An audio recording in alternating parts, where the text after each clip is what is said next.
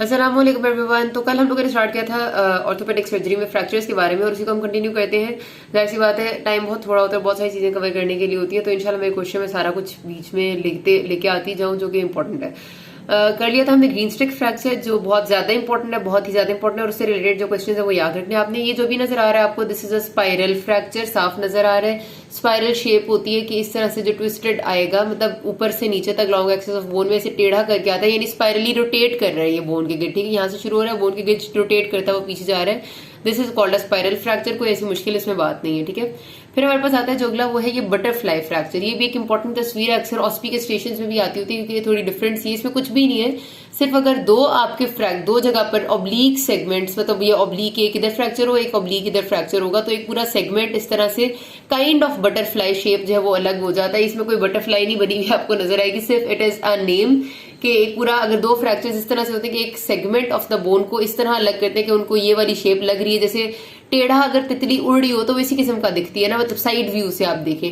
तो this is a butterfly type of fracture. ठीक है, अच्छा, जब आपका फ्रैक्चर जो है वो दो से ज्यादा पीसेस में कन्वर्ट हो जाते हैं, मतलब दो से ज्यादा भी नहीं, मल्टीपल हम टर्म इस्तेमाल करते हैं कि मल्टीपल पीसेस में अगर बोन कन्वर्ट हो जाती है उसको हम कहते हैं कम्युनिटेड फ्रैक्चर्स।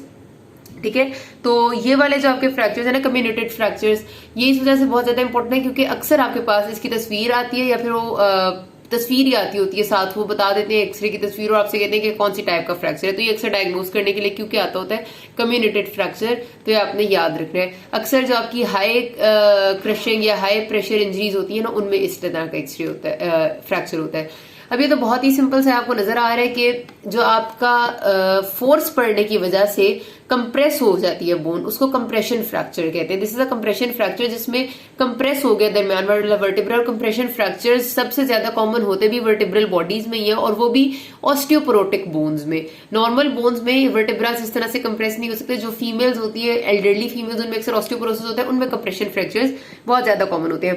अब एक बात आपने याद रखनी है, कभी भी कंपाउंड फ्रैक्चर का टर्म इस्तेमाल नहीं करनी। बहुत ज्यादा एग्जामिनर्स गुस्सा करते हैं। Compound fracture is no term, कि अक्सर बच्चे कहते हैं कि जब बोन दो पीसेस में डिवाइड हो जाती है उसको कंपाउंड कहते हैं। पहले किसी जमाने में कंपाउंड की टर्म इस्तेमाल की जाती थी, अब बिल्कुल ऑब्सोलीट कर दी गई है। उसकी जगह सिंपल जो तरीन बात होती है वो फ्रैक्चर को, ये तो हमने टाइप्स ऑफ फ्रैक्चर पढ़े ना, लेकिन अगर हम कहते हैं ना कि क्लासिफाई करें तो मेजर जो दो हमने कैटेगरीज होती है वो एक होता है कि सिंपल फ्रैक्चर और एक होता है हमारे पास ओपन फ्रैक्चर। अगर आपकी बुक में भी लिखा हुआ होगा, डोगर में भी आप देखेंगे ओपन और कंपाउंड लिखा होगा। Never say compound in front of any examiner. मुझे नहीं पता, हो सकता है कोई एग्जामिनर आपको कुछ ना भी कहे, लेकिन ज्यादातर एग्जामिनर्स के मुंह से मैंने यही सुना है कि कंपाउंड कोई लफ्ज नहीं होता, अब बिल्कुल इस्तेमाल नहीं किया जाता, तो आपने नहीं कहना। जस्ट से कि एक फ्रैक्चर होते हैं सिंपल या क्लोज्ड फ्रैक्चर्स। सिंपल या क्लोज्ड वो वाले फ्रैक्चर्स होते हैं जिनमें आपकी स्किन जो है वो इंटैक्ट रहती है, अंदर से बोन टूट गई है, हड्डी टूट गई है, लेकिन स्किन इंटैक्ट है, वो सिंपल या क्लोज फ्रैक्चर है। लेकिन अगर कोई फ्रैक्चर ऐसा है जिसमें ऊपर से हड्डी भी टूटने के साथ साथ स्किन पे भी जख्म आ गया और आपकी बोन अंदर से एक्सपोज हो गया, तो वो आपका होता है ओपन फ्रैक्चर। ओपन फ्रैक्चर को कंपाउंड नहीं कहना, किसी फ्रैक्चर को भी कंपाउंड नहीं कहना। ठीक है, ये बात याद रखनी है। फिर अब क्या होते हैं जो पैथोलॉजिकल फ्रैक्चर्स, और पैथोलॉजिकल फ्रैक्चर्स में अक्सर आपके पास जब सिनेरियो आता है ना, तो वो हिस्ट्री आती है कि एक पेशेंट था जिसको बहुत शदीद किस्म का या तो सेप्टिसीमिया था, सेप्सिस के साथ आएगा, या फिर वो आपको कहेंगे कि ट्यूबरक्लोसिस था। तो वो कि ट्यूबरक्लोसिस आपकी बोन्स का भी हो जाता है, और जो बोन्स का टीबी होता है, खासतौर पर अक्सर होता है स्पाइन का टीबी, ये स्पाइन को ही इन्वॉल्व किया होता है उसने, उसमें उसको हम पॉट्स, उसमें फ्रैक्चर हो जाती है आपके स्पाइन के, उसको हम पैथोलॉजिकल फ्रैक्चर भी कहते हैं क्योंकि पैथोलॉजी थी कोई बॉडी में चल रही, जैसे टीबी हमारी एक पैथोलॉजी चल रही है जिसने बोन को इन्वॉल्व किया और बोन को वीक कर दिया और फ्रैक्चर कर दिया, तो उसको हम पैथोलॉजिकल फ्रैक्चर की कैटेगरी में लाते हैं और उसको पर्टिकुलरली हम पॉट्स फ्रैक्चर कहते हैं। ये भी बड़ी इंपॉर्टेंट टर्म है, अक्सर आती होती है, याद रखना है। फिर आपकी क्लासिफिकेशन है, ये ना बहुत ज्यादा पसंदीदा है एग्जामिनर्स की, बहुत ही शदीद आसान है, तो इसको भी जरा सा कर लेते हैं। बुक में भी लिखी हुई है, बिल्कुल इसी तरह लिखी हुई है, कोई मुश्किल बात नहीं है। सोल्टर हारिस क्लासिफिकेशन, इसने बोन के फ्रैक्चर्स को ना ये 5 टाइप्स में ग्रेडिंग की थी, बेसिकली क्लासिफिकेशन है ग्रेडिंग। अब मैंने पहले बताया था कि जो शाफ्ट ऑफ द बोन है, दिस इज योर डायफिसिस। फिर मैंने आपसे कहा था कि डायफिसिस के एंड में ये जो ग्रीन लाइन है, इससे बिल्कुल ऊपर थोड़ा सा जो पोर्शन होता है बोन का, इसको हम कहते हैं मेटाफिसिस। ठीक है, सपोज कर ले कि ये जिधर मैं अपना अंगूठा इस वक्त रन कर रही हूँ, दिस इज द मेटाफिसिस। फिर जो ग्रीन कलर की प्लेट आपको नजर आ रही है, this is your epiphyseal plate या फाइसिस, इसको हम कहते हैं और नीचे आपके पास जो एरिया सारा दिस इज एपिफिसिस। ये मैंने आपको पहली बात बताई थी। अब जो आपका ये तो नॉर्मल बोन होगी। टाइप 1 फ्रैक्चर वो फ्रैक्चर होता है जो कि एग्जैक्टली आपकी फाइसिस में रन करता है, मतलब जो आपका ग्रीन वाली ग्रोथ प्लेट है, ये आपकी ग्रीन ग्रोथ प्लेट है, इसको सिर्फ जो इन्वॉल्व करेगा और ना ये किसी और चीज को इन्वॉल्व करेगा, ना मेटाफिसिस को, ना एपिफिसिस को, ना डायफिसिस को। This is your type 1 fracture.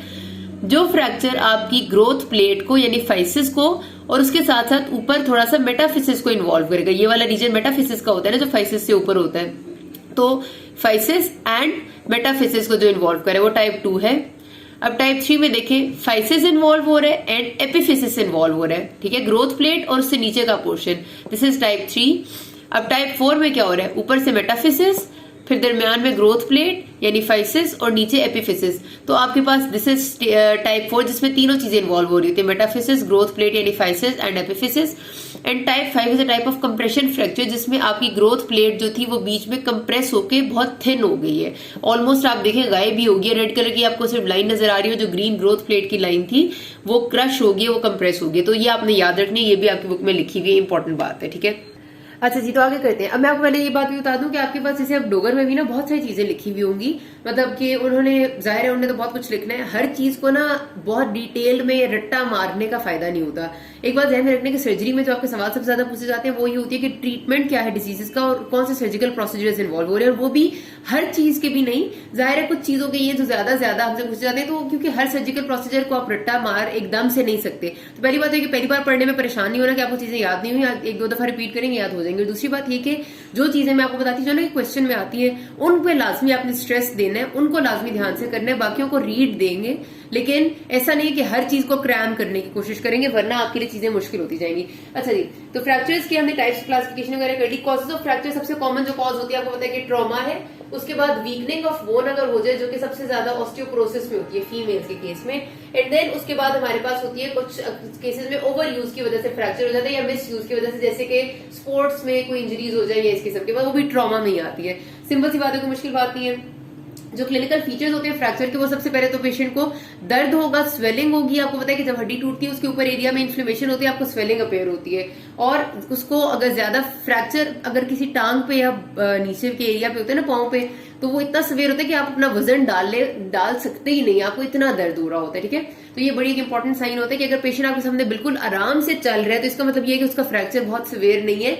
Even हल्का सा हेयर लाइन फ्रैक्चर भी अगर हो ना, हेयर लाइन फ्रैक्चर का मतलब बहुत माइनर फ्रैक्चर, तो भी आपका वजन डालना आपके लिए बहुत शदीद मुश्किल हो जाता है हड्डी पे। तो सबसे पहला साइन तो आपका यही हो जाता है। देन आपके पास फिर इन्फ्लेमेटरी डिमांड वगैरह वगैरह। अच्छा, अब डायग्नोसिस ऑफ फ्रैक्चर जब आपने करना है ना, तो पहली बात तो आपकी बुक में जो लिखी हुई है वो ये कि आपने एक रूल ऑफ 2 को याद रखना है कि हमेशा आपने उस एरिया का जहां पर आप सस्पेक्टेड है उसके 2 व्यूज लेंगे एक्सरे के। एंट्रोपोस्टीरियर व्यू भी लेंगे यानी सामने से पीछे का भी लेंगे, और लैटरल व्यू भी लेंगे ताकि आप मिस ना करें। फिर अगर आपके पास वो चीजें 2 है, सपोज एक लिम्ब में आपको फ्रैक्चर महसूस हो रहा है, आपने हमेशा दोनों लिम्ब्स को एक्सरे कराना है। ये नहीं कि अगर एक लिम्ब में फ्रैक्चर है तो एक ही को लेके चले जाएंगे। मैंने आपको हमेशा बताया कि whenever there is a pair always compare, आपने दूसरी चीज को नहीं भूलना होता, दिस इज अ रूल, ठीक है। तो 2 व्यूज आपने लेने हैं, दोनों लिम्स को करना है। ये आपसे पूछते होते हैं, ये सारे वाइवा के क्वेश्चंस हैं, ठीक है। दोनों लिम्स को करना है। अगर आपके पास इंजरी किसी बोन में हुई है तो उससे ऊपर वाला जॉइंट और उससे नीचे वाला जॉइंट दोनों को आपने असेस करना है और एक्सरे उनके भी आने चाहिए, ठीक है। तो 2 जॉइंट्स आपने ऊपर और नीचे वाले दोनों को बीच में इन्वॉल्व करना है, और पहले आप एक एक्सरे लेंगे तो पेशेंट आपके पास आएगा, फिर आप उसका कुछ ना कुछ ट्रीटमेंट करेंगे, फिर दोबारा से एक्सरे करना होता है, तो 2 टाइम्स एक्सरे इज रिक्वायर्ड। पहली बात तो ये। अच्छा, उसके बाद हमारे पास जो आता है ना कि जब कभी हम कहते हैं कि पेशेंट को मैनेजमेंट किस तरह करनी है, तो उसमें आपने सबसे पहले तो पेशेंट की करनी होती है, ये बात बुक में नहीं लिखी हुई, जरा सा सुन ले हाल इस बात को, कि आप पेशेंट आपके पास आया, आपने सबसे पहले उसको ATLS प्रोटोकॉल के अकॉर्डिंग उसकी एयरवे, ब्रीदिंग, सर्कुलेशन, डिसेबिलिटी और एक्सपोजर को चेक करना है, ठीक है। ये बात तो कंफर्म है, क्योंकि हमने फ्रैक्चर हुआ हुआ पेशेंट का, ये ना हो कि उसका सांस में कोई एक्सीडेंट के साथ आए, हम उसके फ्रैक्चर को डील कर रहे हैं, वो सांस की वजह से मर गया, ऐसा नहीं करना, पहले ये कर लिया। अगला काम आपने करना होता है कि उसकी फर्स्ट एड इनिशियल मैनेजमेंट में जो आपसे हो सकता है, अगर उसका फ्रैक्चर आपको एकदम से मतलब फील हुआ है कि इस काबिल है कि रिड्यूस हो सकता है, आप कोशिश करें कि फर्स्ट एड रिडक्शन उसकी इनिशियल कर सकते हैं तो कर दें, ठीक है। इस वजह से ताकि उसका पेन कम होगा, उसको एनाल्जेसिया दें, उसकी पेन को रिड्यूस करें। और स्प्लिंट का मतलब होता है कि उसको अपनी जगह पर, सपोज एक पेशेंट का उसका फ्रैक्चर इस तरह डिसलोकेटेड है और आपको नजर आ रहा है कि आप ऊपर से उसको थोड़ा सा अगर अपनी पोजीशन पे लाने की कोशिश करेंगे तो वो आ जाएगा, और उसके बाद उसको बांधे ऊपर से ताकि वो उधर रहे और पेशेंट का साथ एनाल्जेसिया दे, उससे दर्द में कमी आती है। जब तक आपकी नर्व्स कंप्रेस हो रही होती है, नर्व स्ट्रेच हो रही होती है, दर्द शदीद होता है, पेशेंट बेचारा चीख रहा होता है, दर्द को कम करें, क्योंकि आप एकदम सर्जरी तो नहीं कर सकते। और एकदम सर्जरी की अभी मैं आपको बताती हूँ कि क्या इंडिकेशंस हैं, वो भी बात करते हैं, ठीक है। उसके बाद आप एक्सरे कराएंगे। पहले उसको आपने फर्स्ट एड रिडक्शन कर ली, उसको थोड़ा सा आपने उसके दर्द को कम किया, फिर आप एक्सरे कराएंगे। अब ऐसा नहीं, अक्सर पता है बच्चे क्या कहते हैं, आपसे सवाल वाइवा में यही होता है कि पेशेंट आपके पास आया, आप क्या करेंगे? बच्चे कहते हैं हम पहले एक्सरे करा लेंगे। भाई पेशेंट दर्द से करा रहा है, आप उसको एक्सरे के लिए भेज दें, ये तो गलत बात है ना। First of all you have to थोड़ा सा कुछ ऐसा करें कि उसकी पेन रिड्यूस हो, कम से कम उसको एक ओरल एनाल्जेसिक दे दें, उसकी फर्स्ट एड रिडक्शन कर दें, फिर एक्सरे करा लें, ठीक है। एक्सरे कराने के बाद आपने देखना है कि अब उसको कितनी रिडक्शन की जरूरत है, क्या उसको सर्जरी की जरूरत है या नहीं है, क्या हिसाब किताब है। एक और बात जो आपसे वाइवा में पूछते हैं कि क्या फ्रैक्चर्स को 100% रिड्यूस करना जरूरी होता है, तो एक बात जहन में रखना कि अगर आपका फ्रैक्चर इंट्रा आर्टिकुलर है, यानी कि जॉइंट के अंदर आपका कोई जॉइंट वाले एरिया में फ्रैक्चर हुआ है, मतलब कोई जैसे शोल्डर जॉइंट वाली जगह से जॉइंट डिस्लोकेट हुआ है, तो यू नीड 100% रिडक्शन। आपकी बिल्कुल एग्जैक्ट जगह पर दोबारा फिक्सिंग होनी चाहिए, जरा सा भी आगे पीछे होगा तो आपको कोई फायदा नहीं है। तो दूसरी चीज है वो ये कि अगर आपका फ्रैक्चर इंट्राआर्टिकुलर नहीं है, किसी लॉन्ग बोन की शाफ्ट का फ्रैक्चर है, सपोज करते हैं कि फीमर की शाफ्ट में कहीं पर फ्रैक्चर है, तो अगर 5 से 7 डिग्रीज की एंगुलेशन रह भी जाती है तो वो टॉलरेबल है, कोई उसका मसला नहीं होगा, वो खुद ब खुद हील कर जाता है टिश्यू, और उससे इतना मसला नहीं होता 5-7 डिग्रीज की। लेकिन इंट्रा आर्टिकुलर में आपने नहीं रुकना। ये आपका वाइवा क्वेश्चन है अगला। अच्छा जी, देन आपके पास जो कॉम्प्लिकेशंस होती है ये भी एज इट इज बुक में लिखी हुई है, कुछ अर्ली है कुछ लेट है, मतलब इसमें कोई याद करने वाली बात नहीं, आपसे कोई कभी पूछता भी खास नहीं है, बहुत ही कम कभी वाइवा में पूछ लिया, इस पर टाइम जाया नहीं करते। अच्छा, अगली जो चीज है ना, that is very very very important, indications of operation. ये मैं आपको अगले पार्ट में बता दी, कोई मसला हुई कि नाज़मीन। Thank you.